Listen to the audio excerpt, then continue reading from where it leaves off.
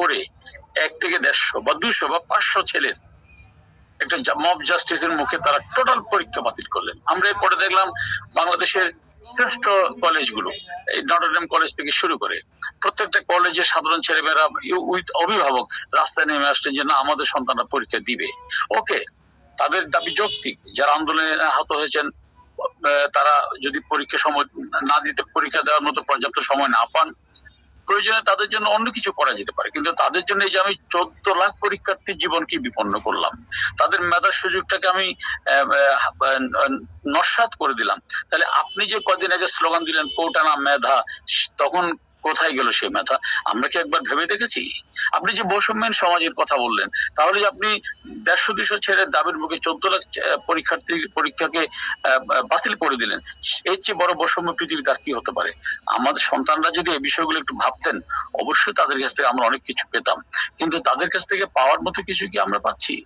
চট্টগ্রাম বিশ্ববিদ্যালয়ের সাবেক অধ্যাপক, উনি প্রিমিয়ার ইউনিভার্সিটির ভিসি ছিলেন, উনিও জনাব ডক্টর ইউনূস সাহেবের কলিগস, ডক্টর অনুপম সেন, সর্বজন শ্রদ্ধেয় ব্যক্তিত্ব।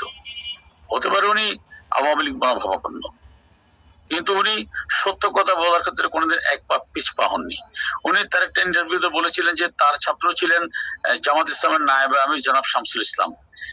তিনি তখন পাকিস্তানে একটা করাচিতে একটা ইন্টারন্যাশনাল সেমিনারের ইনভাইটেশন পেয়েছিলেন, তার পরীক্ষা ছিল ইন্টারভিউ, এবং অনুপম স্যারকে বলেছিলেন যে স্যার আমি তো এটা একটা সুযোগ পেয়েছি, পরীক্ষাটা একটু পেছানো যায় কিনা।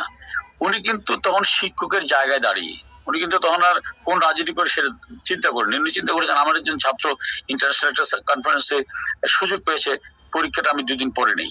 উনি ঢাকা ইউনিভার্সিটির এক্সটার্নালকে অনুরোধ করে পরীক্ষা পিছিয়ে দিয়েছিলেন। সেই শিক্ষককেও আমরা বন্ধুর থেকে বললাম যে তোকে পদত্যাগ করতে হবে, নারে মালানোর বাচ্চা তোর ইন্ডিয়া পাঠিয়ে দেবো। আমরা কি শিখছি, আমরা কোথায় যাচ্ছি? তো এখন তো জনাব শরীফ সাহেবদের কাছে এগুলোই মুখ্য বিষয়। জনাব শরীফ আমি একটু বলি, জনাব শরীফ সাহেব ঠিকই বলেছেন যে বাংলাদেশের মানুষ খেতে পারছে কিনা এটা তাদের কাছে হেডেক নয়, বাংলাদেশের মানুষের মূল্যস্ফীতি কোথায় গিয়ে দাঁড়ালো এটা হেডেক নয়, 43 লক্ষ কার্ড আপনার বাতিল করে দিয়ে এই গরিব মানুষগুলো দুবেলা খেতে পারবে কিনা এদের কাছে, এটা তাদের কাছে মুখ্য নয়। তাদের কাছে মুখ্য বিষয় হচ্ছে কি, যিনি বাংলাদেশটাকে উন্নতির সোপান তলে নিয়ে এসেছিলেন, সোপানে দাঁড় করিয়ে দিয়েছিলেন বঙ্গবন্ধু কন্যা, তাকে বিচার করতে হবে। অবশ্যই জনগণের বিচার কিন্তু জনাব ইসমাইল, আমি বলছি রাজনীতিবিদদের বিচার কিন্তু আইনের আদালতে হয় না, রাজনীতিবিদদের বিচার হয় জনগণের আদালতে। আইনের আদালতে রাজনীতিবিদদের বিচার হলে বঙ্গবন্ধুর ফাঁসি হয়ে যেত 69 সালে আগরতলা ষড়যন্ত্র মামলার সময়, কিন্তু জনতার আদালতে বঙ্গবন্ধু নায়ক ছিলেন বলেই তিনি ফাঁসির রজ্জু ছুঁড়ে ফেলে মানুষ তাকে